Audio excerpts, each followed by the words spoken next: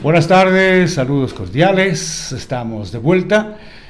Como les recordamos, hace 8 días debía estar acá en nuestro café en Tierra Roja de la Plaza de la UNE, Plazoleta de la UNE o Plazoleta de las Monjas, en la Presidente Córdoba y Borrero, aquí en este sitio tan agradable, lleno de cultura, de música, en donde mi querida Marcita nos da el mejor de los recibimientos para compartir grandes tertulias. Tenemos una primera planta en donde se puede disfrutar de algunos snacks y el cafecito más rico.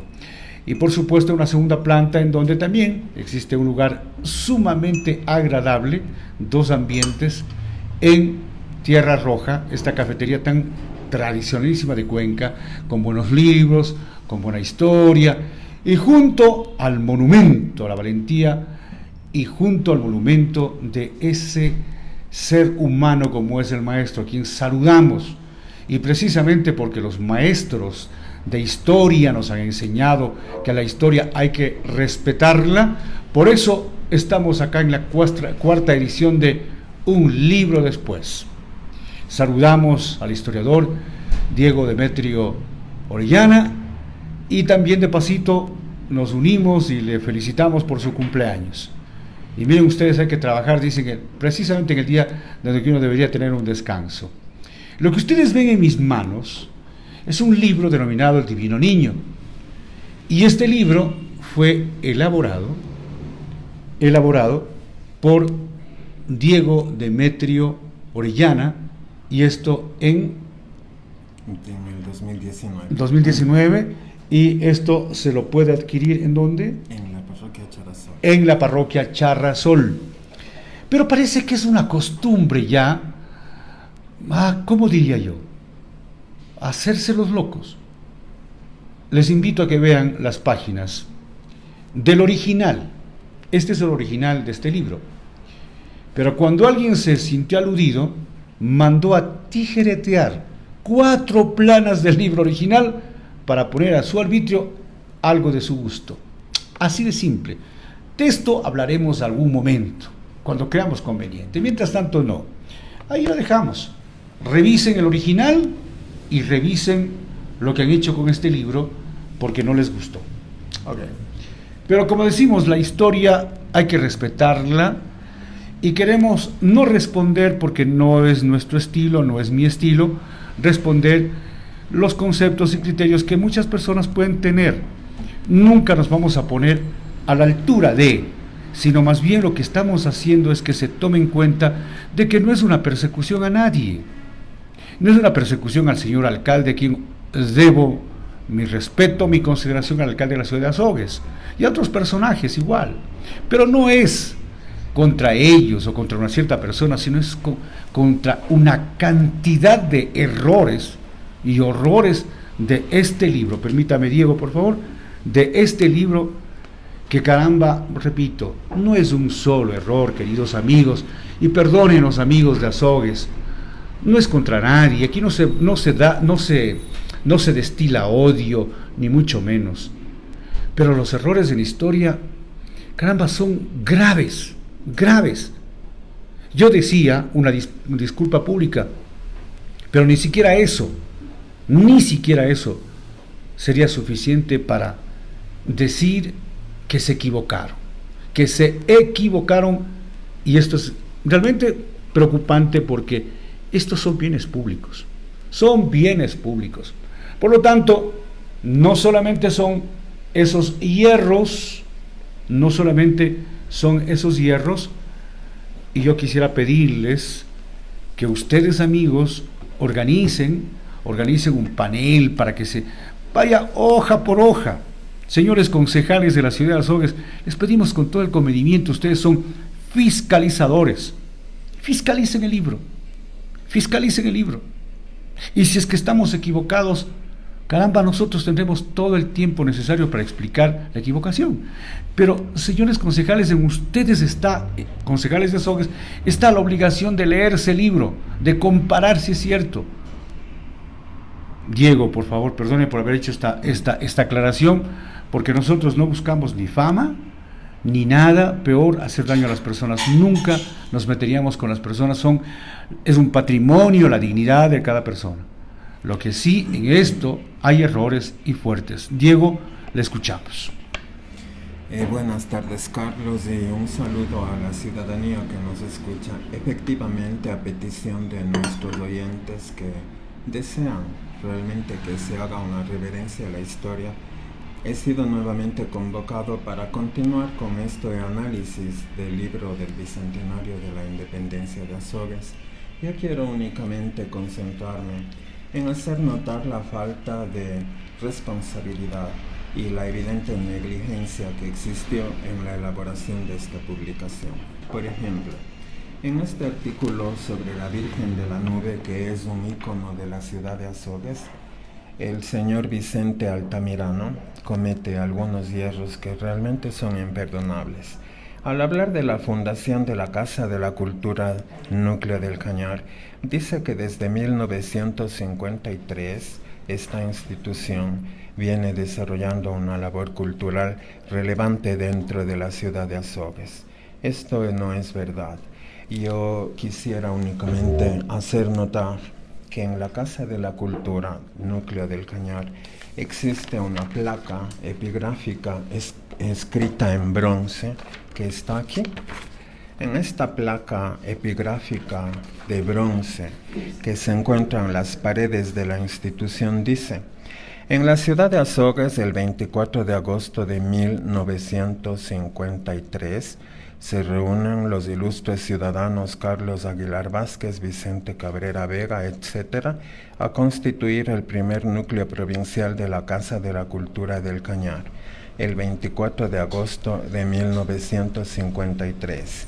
El arquitecto Altamirano dice que ha sido en 1954.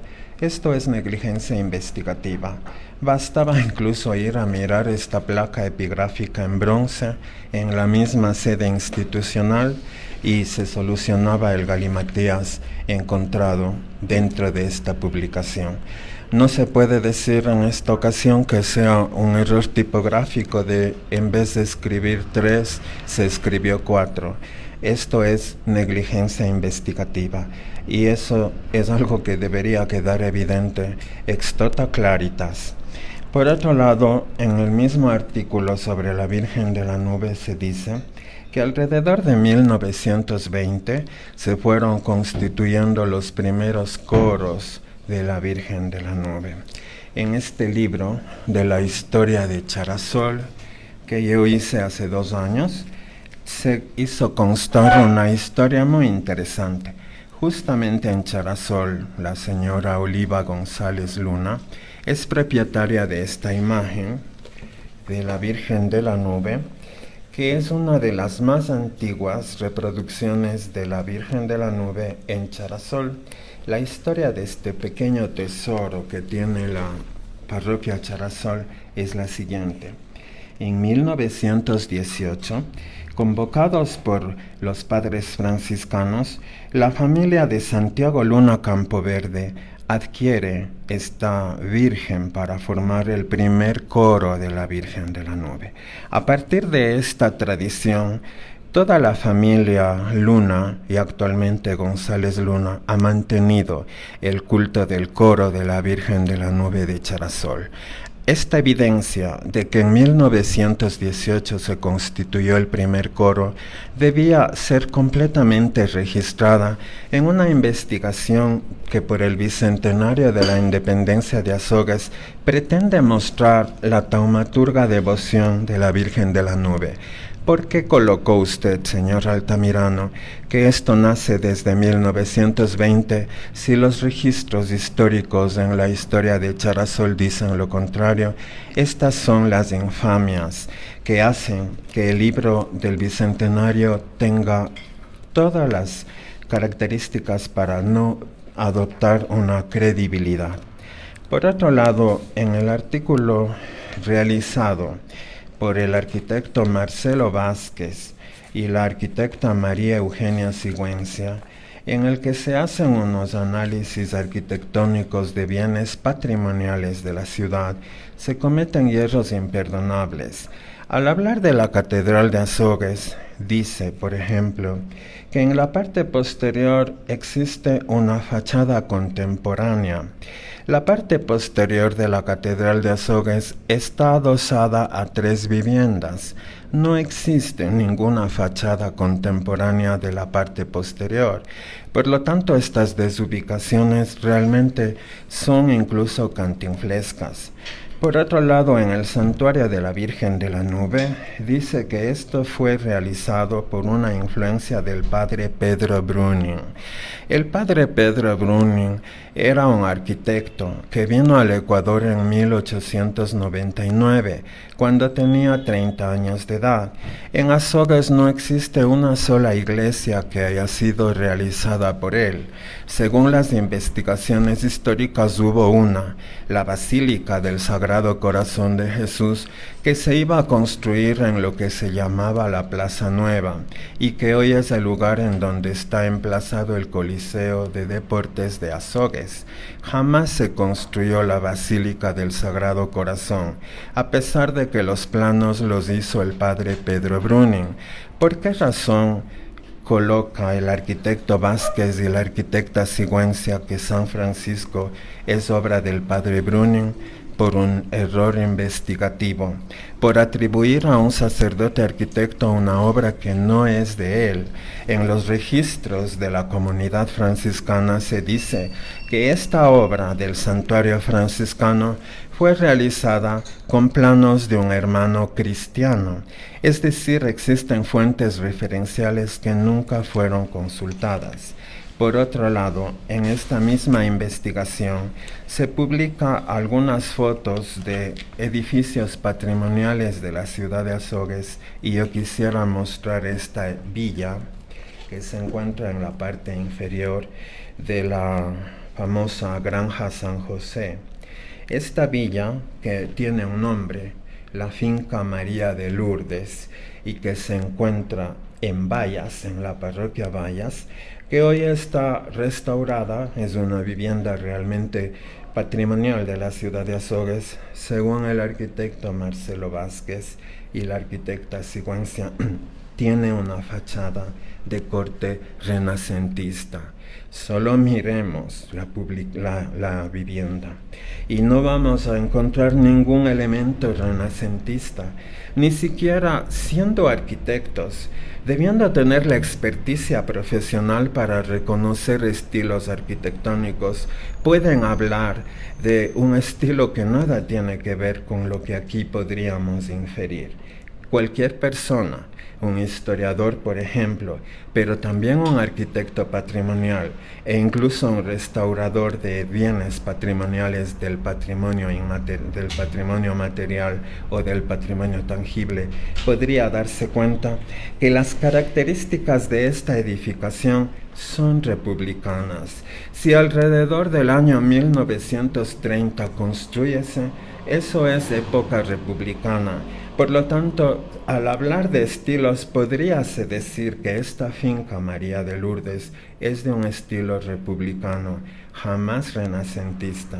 No existe ninguna noción ni sentido común para calificar los estilos arquitectónicos de los bienes patrimoniales de Azogues. Mi sorpresa es mayor cuando quienes hicieron estas investigaciones son arquitectos, es decir, cuando uno mira que un profesional que aparentemente es idóneo para hablar de un tema se equivoca, hay ignorancia supina. La ignorancia supina es la de aquel que ignora lo que obligado está a saber. Por eso es que el Consejo Editorial era el organismo que debía corregir todos estos hierros.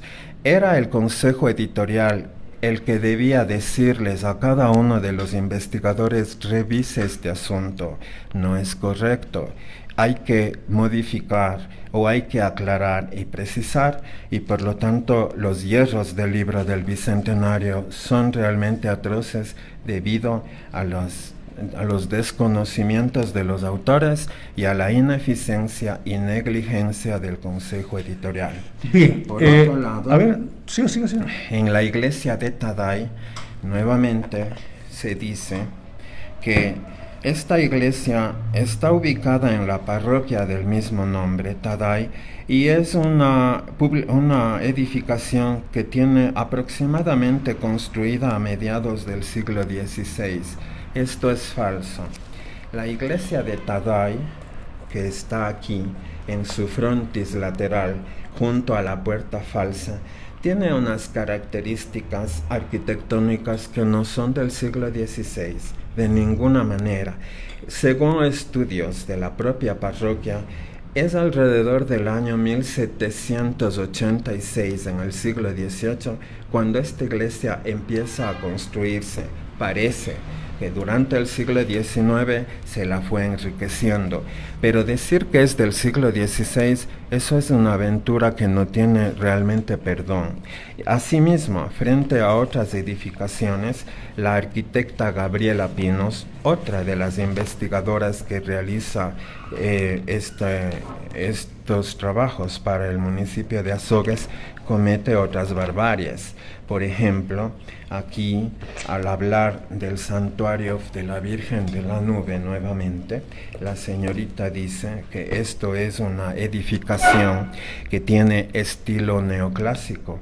De ninguna manera. Si uno analiza el estilo arquitectónico de las torres de la iglesia de San Francisco, podrías encontrar ciertos elementos neoclásicos, pero también ciertos aspectos barrocos y también ciertos aspectos propios y particulares de la arquitectura republicana que teníamos nosotros en el Ecuador durante el siglo XX.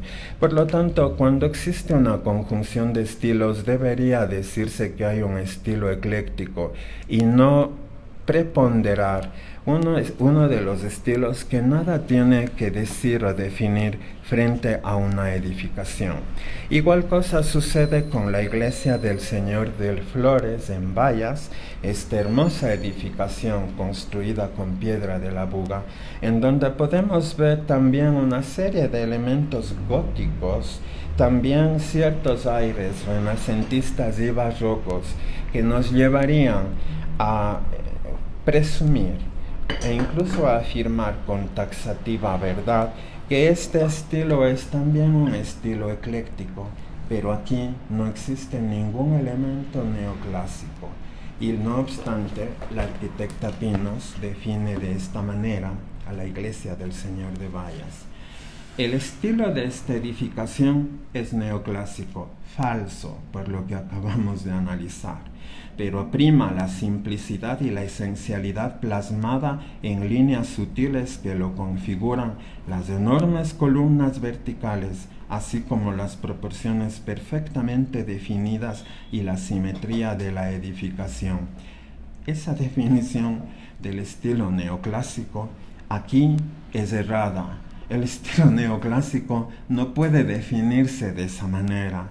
Los elementos que se recuperaban de la Grecia inmortal o de la Roma clásica para conformar el neoclásico en el siglo XVIII-XIX de ninguna manera aparecen en una iglesia más bien ecléctica, barroca, gótica y hasta republicana. Este tipo de infamias son las que uno debe protestar. Igual pasa con la iglesia de San Miguel de Porotos, un ícono patrimonial de Azogues, en donde la señorita Pinos vuelve a decir que la edificación se constituye por una fachada principal catalogada como un estilo neoclásico. De ninguna manera podemos encontrar en San Miguel de Porotos un estilo neoclásico. Estos muros intermedios, por el aspecto cóncavo que tienen, podrían quizás aludir a un aire renacentista, pero no es un estilo neoclásico que podemos encontrar. No hay nada de esa arquitectura greco-romana que recuperaba el neoclasicismo dentro de la iglesia de San Miguel de Porotos. También podríase decir que es un estilo ecléctico en donde hay un aire renacentista o un aire republicano que se adoptó o se apropió en nuestras propias realidades. Por lo tanto, este tipo de definiciones realmente son dignas de espanto. Mi querido Diego, vamos a decirles algo a los amigos después de escuchar. Yo quiero hacer referencia de dos cosas importantes. Primero, en el imaginario podemos decir, pues a mí ese cuadro me parece, o esta obra me parece. Pero yendo a la realidad, hoy le doy la razón a mi querido maestro, muchas veces no comprendido, pero hoy sí le doy la razón. Hoy goza de la gloria del Señor mi querido maestro, el doctor Efraín Jara Hidrobo, cuando se hacía la interpretación de una obra en corrientes artísticas literarias que tuvo la bondad de enseñarnos y en donde casi todos los estudiantes pataleábamos, pero sin embargo decía, no puede pasarse uno del imaginario, tiene que ser exacto, y sobre todo en los temas históricos. No puedo decir que la iglesia de las monjas de las Conceptas, no puedo decir que es una iglesia gótica, no puedo decir. Y por otro lado, quiero mencionar a mi gran amigo, a mi querido amigo, señor arquitecto Edmundo Iturralde. Cuando alguna vez le dije a Edmundito, nos encontramos en el parque de la UNE, y me decía, no es el parque de la UNE, es el parque de las monjas. Yo decía, pero ¿por qué el parque de las monjas? Así se lo conoce, esa es la historia de esa plazoleta. Y no es que estemos en contra de que se llame Plaza de la UNE, sino simplemente le ubicamos en el tiempo, en el espacio y en el reconocimiento histórico. Señoras y señores, nos hubiera gustado analizar página por página esta obra que sin duda podría haber sido un gran aporte para la ciudad de Azogues, podría haber sido un gran encuentro de cosas que de pronto yo no lo sabía. Pero cuando ingreso al libro ya me da dudas de lo que me están diciendo. Y ya me dan dudas.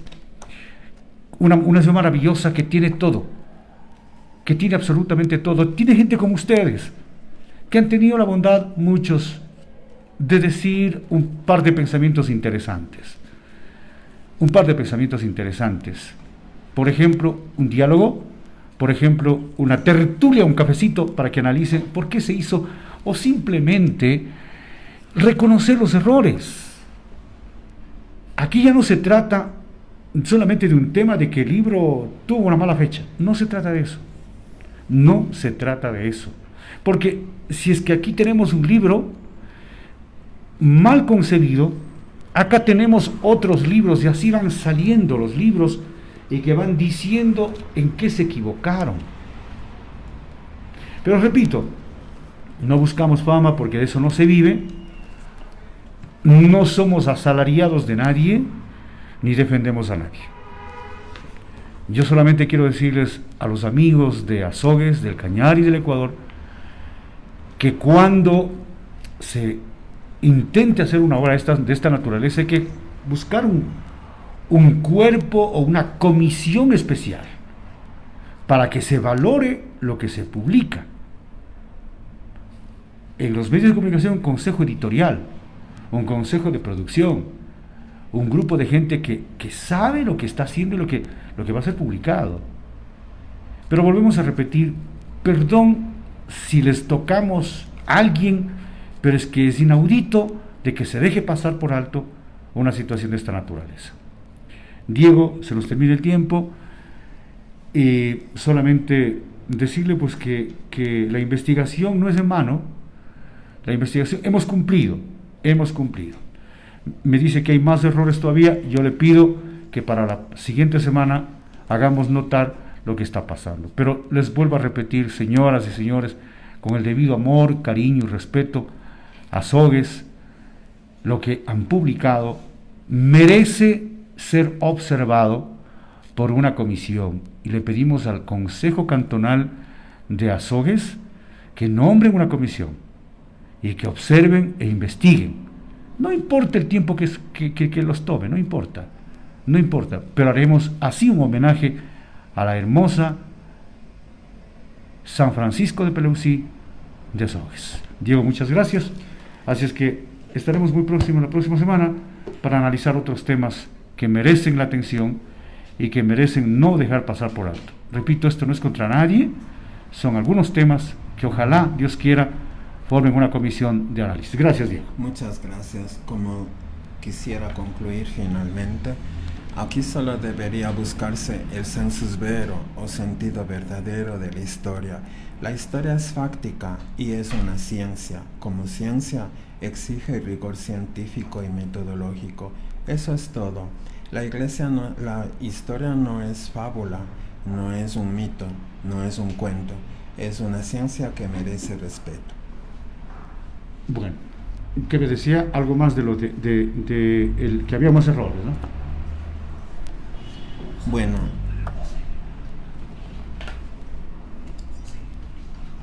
Joselito Lituma. Un saludo para Joselito Lituma.